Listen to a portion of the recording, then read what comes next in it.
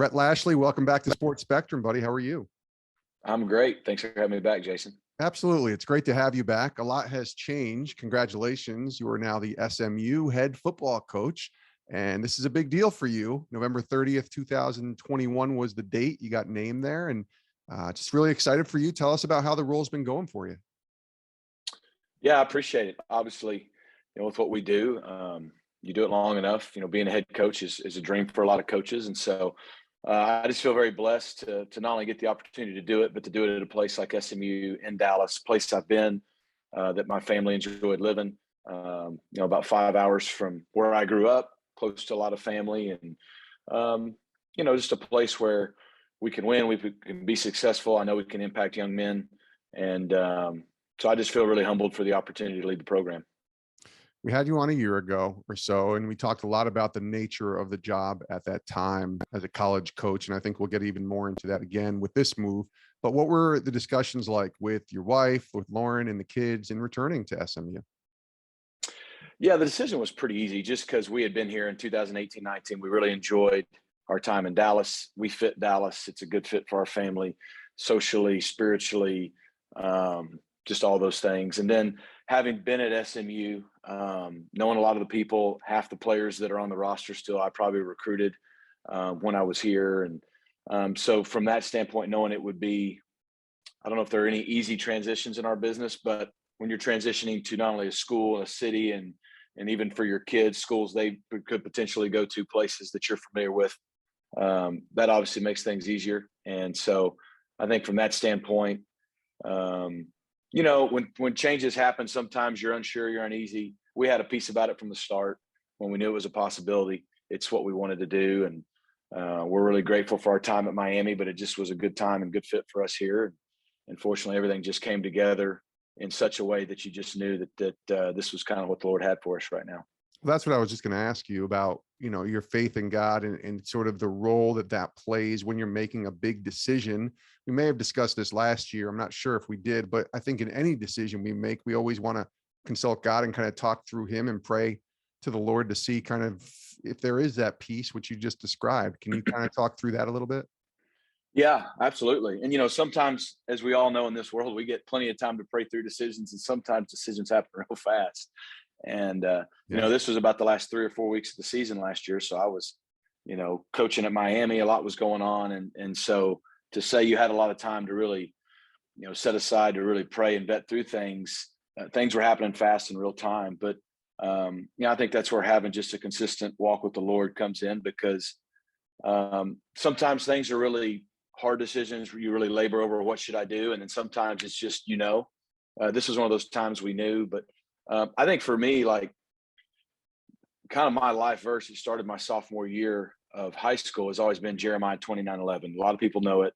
For I know the plans I have for you, declares the Lord, plans to prosper you, not harm you, give you hope and a future. And in probably the last 2 to 3 years, really since about the time we moved to Miami and COVID started happening, all that, the verse kind of took on a new meaning for me. I just looked at it from a new way, because this is, my wife and I have been married 15 years. This was my 12th year in coaching. And so I've had a lot of great moments. I've been very blessed. I've had a lot of opportunities where I almost became a head coach here, almost there, years where you thought I would go become a head coach, years where you didn't think I would, and all in between. And I'd gotten to the point where I wasn't really worried about that. If it was ever going to happen, it was going to happen. And I mean that, but I look at that verse differently now over the last few years. And I think that's helped perspective. Like, the verse says, for I know, and I being God, not me, and know mean he knows, not he's going to wing it, he'll figure it out. Like, God knows the plans he has for me. And when you put it that way, it's like, okay, there's got to be a lot of comfort and peace knowing that God absolutely knows what plan he has for me. And for the longest time, I looked at it as, hey, this is a great verse of encouragement. Like, I know the plans that God has for me, great, blah, blah. It's all to prosper me and all this. But you always look at it from like, great. So I'm going to pray really hard. And God's going to give me my plan, my desires. Yeah. And that's really not what quite, it is. Right? Not quite. No, you got to get to a point where you're comfortable saying, God, I want my plan to be your plan. I want my plan to be inside your plan, because I don't know what your plan is, but I know that your plan, you know it, You've already planned it, and it is to prosper me and not harm me. It is to give me a hope in the future. Because if God gave us the whole plan, the reality of it is we probably say no, because like, no, that doesn't make sense a lot of times. And so I say all that to circle back to like the way, our first season at Miami went. We had a lot of success. We won games. Derek King was coming back. So in one retrospect, there was a lot of buzz like, hey, you may have a chance to get a head job this year and that. No indication that this job was going to be opening. And then the way our season started, I mean, it didn't start well. It did not start the way we envisioned. Yeah. It did not start the way I would have planned it. Right. And, with us starting out 1-2, Derek King getting lost for the season before we ever play a conference game. And then our other quarterback, we're down to one scholarship quarterback. He's a redshirt freshman and a walk-on. And we're 2-2, and we go into conference and we lose our first 2 conference games. And now it was as, not good of a situation as you could have planned. So the last thing on your mind is, hey, in 6 to 7 weeks, I'm going to be a head coach somewhere. Right. You're just trying to figure out what you're doing right there in the moment. Can we get a first down? Can we score a touchdown or 2? And yeah. I remember in the middle of that, of course, I wasn't thinking about that at all, about being a head coach. It hit me. I think we were 2-3. We had lost our first game. We were getting ready to go play our second conference game. It was going to be the first road start for our freshman quarterback, his second start. And I remember thinking, how not fun it is when you're not winning or being successful and things don't go how you plan. And I thought, it's almost like the Lord said to me, this is why you coach. You coach for times like this, because all we ever do is tell these kids, push through adversity, work hard. When things aren't good, just keep pushing. Good things are going to happen. All the coaching things that you believe and you say, but now it's like, here's a chance to actually live it and model it. And it gave me a peace to be like, you know what, just go do the very best you can for the kids, for your staff, for yourself. God knows the plan. This is his plan. It wasn't your plan. Lord knows it wasn't my plan. And sure enough, we go win. I think it was 5 or 6 of our last 7. And our quarterback throws for 6 straight games of 300 yards, 3 touchdowns. And we were able to play better. We were able to have some success. And then in the midst of all that, without even thinking of it, this opportunity opens up. And before I really even knew what happened, I'm sitting in Dallas as the head coach at SMU. And I just think it's a cool testament to God has the perfect plan over the last 12 years of how, and this is never how I would have drawn it up. But that gives you great comfort and peace at knowing you're where you're supposed to be. It's a great story. I often say we don't know God's plans until we look back. A lot of times we're just kind of trying to be faithful and keep walking forward and keep going if the door stays open and walk somewhere else if the door shuts. But it's when we look back that we get confirmation. Now, it's only been a few months, but can you look back now and see along the lines, even over the last few months that you've been in this role, some confirmation that this is where God was wanting you to be? I can from transitioning my family back here to getting our kids in the right schools to, already just being closer to family for certain reasons to hiring a staff. When you hire staff, it's, if you've never done it, it's like a roller coaster. There's guys you thought you were going to hire and you can't, or you do and you don't. And you were going to hire this guy and then you go somewhere else and but then you get someone else. And just through that process, I saw God's sovereignty in that, because there was a couple of times when, you think you're going to hire this person and it doesn't work out. And then you end up with someone even better and it ends up being the right fit. And so just through the whole process of trying to recruit a team and get to know them, to stay in this transfer world we're in, to recruit recruits, to hire staff, to move your family across the country, to try to find a place to live, like all the stuff. And there's a whole lot more stuff on this side of things every day than, candidly, even when you're just a coordinator. And I figured that out in the first 100 days, it's just nonstop. All that stuff, though, there's all the little things that happen here or there that just give you that confirmation that, like, yeah, you're in God's will. This is where you're supposed to be. And that gives you the peace, all the peace you need to kind of move forward day to day, even when maybe some days are tough. Rhett Lashlee is our guest here on Sports Spectrum. He's SMU's new head football coach. It's your first head coaching job. I shouldn't say coaching, but head coaching job. So what's the biggest difference between this role? You mentioned a lot of different things that you've been doing. Hiring a staff sounds like it's probably the biggest difference, because football is football. But what's the biggest difference now at the top, if you will, as the head coach versus the coordinator positions, the QB coach jobs that you've had in the past? Yeah, I'm probably still figuring some of those things out, but I would say probably the first thing is, one thing I've learned, and then one thing that I'm having to learn how to navigate. And one thing I've learned is you better hire really good people you trust, because you Yeah. can't do it all. And so you have to hire good people you can trust and let them go do what you've hired them to do, because you just get pulled in so many different directions. I've not done a lot of football in the first 100 days on the job, and that's what I've done a lot, right? But probably the hardest thing that I'm learning how to navigate and walk through is really twofold. So, I go to my first practice last Friday, and about a week ago now, and I'm kind of out there, and it's like, I'm so used to coaching the quarterbacks and running the offense, and now I'm running the whole team, and there's an adjustment, and then probably the biggest part of that is the connection with the players. Like, I'm used to, you got 4 or 5 quarterbacks in a room, you get to know them really well, and then you lead the whole offense, so 50 or 60, half the team, and you're with them all the time, every day, and you're not with those same kids on your team over and over as much, because you've got not one position room, you've got 10, and you're never in them. Yeah. You've got not one side of the ball, but 2. So now you've doubled in size. So when you start thinking you've got over 100 kids, and you've got, what I'm learning is you have to be very intentional about your time, because I still want to have relationships with them. I need to know them. They need to know me. One, for us to win and be successful and all that, but really for why I do this. The relationships, the connections to the players is what I love the most. And so probably that's been the biggest thing I'm trying to figure out, is how do I make sure, with all the ways you're pulled, to still have enough time to now get to know all those kids and still have those meaningful moments, whether it's on the practice field or in the offices or off campus or wherever, to have those connections with all the guys. What about that relationship with your wife? Obviously, priority number one outside of your faith, and then your role as a dad.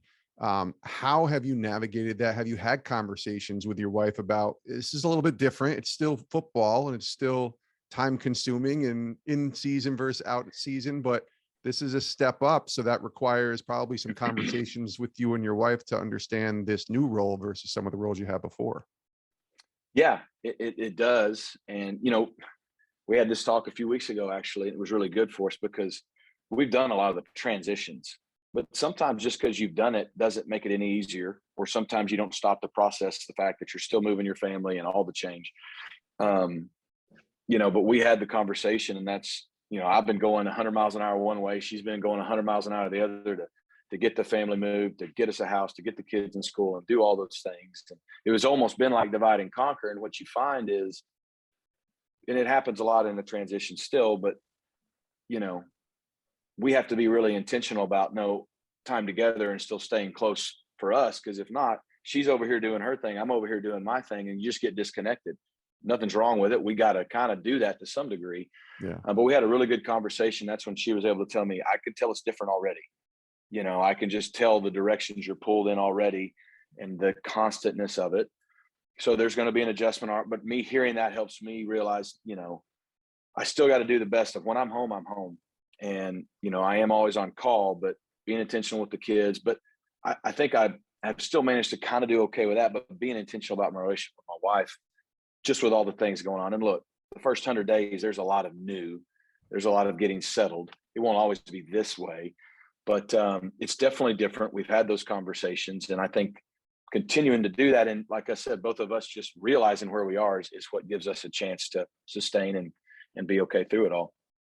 What is it about SMU that makes it a special place? I mean, when I think of SMU, I go back to being a kid, probably the year you were born. I think maybe in the early 80s, when Eric Dickerson was running the ball with SMU, and obviously then everything that took place after that. And they've since rebounded very well, obviously, and have been a good franchise for the last few years. But what is it about this team in this place that is so special that you wanted to be a part of, and setting this tone and this culture for the next few years? Great question. There's a couple things. I think from the football side of things, you just said it, there's a history here. There's 3 national titles. There's a lot of success. There's people like Eric Dickerson and Craig James, et cetera. And so it's been done. I was here in 2019. We won 10 games. Like, even recently, there's been a little bit of a renaissance or resurgence of the program. we're in Dallas. You can recruit great high school talent. You can, in this transfer world, people want to come to Dallas, so you can get players, you can win. So I think from the football side of things, that's why it makes sense. You always want to go somewhere you can recruit and where you can win, and they'll support you. And we have that here. I think from the personal side, this is just where we fit. It's culturally what, I'm from Arkansas. We're here in Dallas, 5 hours away.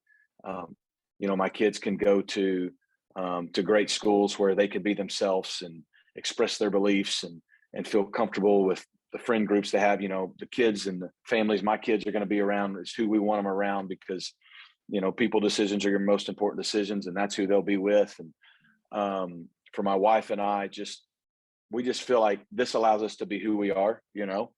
SMU is a private school. I can be vocal about my faith. I can share it with my team and try to make impacts there. And so I think for all of those reasons, and then probably the third one, which is maybe more of the selfish one, but I enjoy doing stuff that really is hard to do or hadn't been done. And there is a great hunger here from all the people who know the history of SMU from the 70s, 80s, right? To have that renaissance and get back to, playing championship football and doing some things here. And there's such a commitment to it. And we've got a lot going on. We're going to build $100 million end zone facility. I mean, there's a lot of places that aren't doing that. Yeah. And just being able to be a part of that. And we set a foundation over the last 4 years. I was here for 2. Sonny Dykes did a great job of setting that foundation to kind of get SMU kind of back on the national scene. And now there's the fun part of trying to, for lack of a better word, put frames on it, build the house and sustain it and take it to a championship level. And to me, I know it can be done, and having the opportunity to do that here was exciting to me. And so those are probably the reasons that it just made a lot of sense. You mentioned the time that you were at SMU a couple of years ago. What do you think is the biggest difference between that Rhett Lashlee, the man of God, the follower of Christ, and the Rhett Lashlee who I'm talking to right now? Wow, that's a great question. That's a great question. I think I would like to think my perspective has grown over the last 2.5 years, to really it's one thing to kind of understand your calling and purpose. It's another thing to truly walk in it. Like, I've always known why I do what I do and what I want to do. And I think when I was here in 18 and 19, I've always loved my players. I've always cared for them. But I was always kind of busy and, just working to be successful. And within that, still, I think made an impact. I think now I truly understand, like, yes, I have to win games to keep my job and to be successful and all those things. But like, that's my purpose, is to impact these young men, and not just in a positive way so they can be great husbands and fathers someday and be successful. That's always been the case, right? A lot of us coaches believe, but like for me, it's just being more intentional about, look, this is who I am. This is what I believe. This is my story. This is what God has done for me. This is how God has changed my life, and being more open about, that's my purpose. That's why God has given me the influence he's given me. It's not so I can live a great life or support my family. Yes, those are some byproducts, but it's God has put me here on assignment. And I've always kind of felt that, but it's like, no, be intentional about living out that assignment. That's why you're here. The winning and all those other things will take care of itself. That's in God's plan category. But I just feel like I understand, no, this is your assignment. Be more intentional and change lives. It's really good. As we wind down, September 3rd, 2022, I'm sure you have that circled on your calendar already. That's your opener at North Texas. What do you think that day is going to be like for you, leading out that team and walking in with that team into the stadium for the first time as a head coach? Yeah, I don't know. It's a good question. I don't know. It's kind of like, I think probably first when you got married. I'd never been married, so I thought I knew, but I didn't. When I had my first set of twins, I thought I knew, and I had the second set of twins, I thought I knew, but they were girls, so I had no clue. And so I don't know. I probably will have, as it gets closer to time, thoughts or emotions of how I think it'll be. I do know that once the game starts, I'll probably be pretty locked in and that's always good. It's from when I played or coach. Once the game starts, all that stuff leaves. But yeah, the day or two or the couple hours leading up to it, I'm sure it'll feel different. But it's not about me. It's really not. It's Sure. Of I'm course. blessed to be able to do it. Whether we win or lose that game, my job's to build a successful program and change lives here. And that first game nothing will hinge on that first game. But I don't know. I'll probably have to check back with you after and let you know. Sounds You like know, or the fans will let you know, basically. sounds like a plan. No, absolutely. Completely understand. Well, Yeah. I got to get down there. I've been to Dallas many, many times. And now that you're down there, definitely going to come and see you guys at SMU. But thanks for being, willing to come back on the show. Congratulations on the new role and all the best to you, Rhett. Thanks for joining us. You're welcome anytime. And thanks for having me, Jason.